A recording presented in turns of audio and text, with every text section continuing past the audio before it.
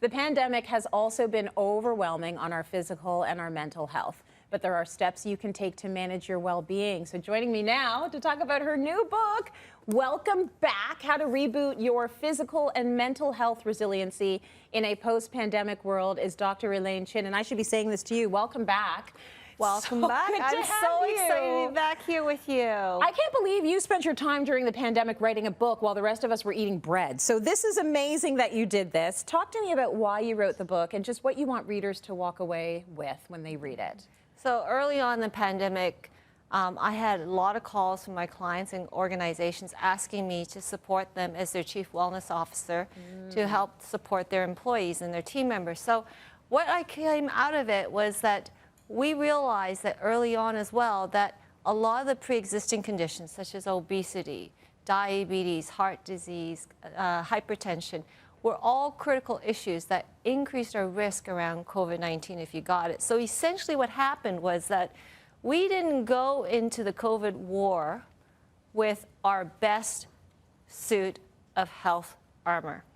During this time, the word languishing became the thing. Can you explain to us a little bit about that? Well, we were always saying, well, most of us were suffering from some mental health issues, but some of us didn't feel we were depressed. Right. And definitely we were not flourishing. No. So what was the middle ground? So the middle ground was languishing, was such a great word. Yes. But I don't want Canadians or North Americans to be there anymore. Right. We have to do better and try to recognize that wellness is not a luxury.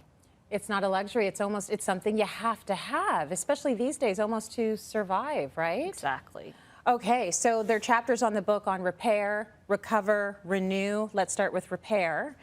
You talk about repair in two ways, so detoxing the body and de-stressing. Can you expand on that a bit? Yes, so many people, some surveys show that at least 50% of people delayed their checkups. Yeah. That's not a good thing. We need to get caught up, and you can get caught up on your own just by doing your vital signs. What's your blood pressure? What's your weight, right? What's your heart rate? Is it regular? And then get your blood test done, just see whether your eating habits, sleeping habits were impacted, impacted your blood work, and also get all those other things done like your colonoscopy, mammograms. Those things need to get done. And so now you have numbers. Then you can say, what's the priority? Is it detoxing or de-stressing? So when we talk about detox, I know everybody thinks that we can just go get a bottle of apple cider vinegar and get it done, but that's not what we're talking about.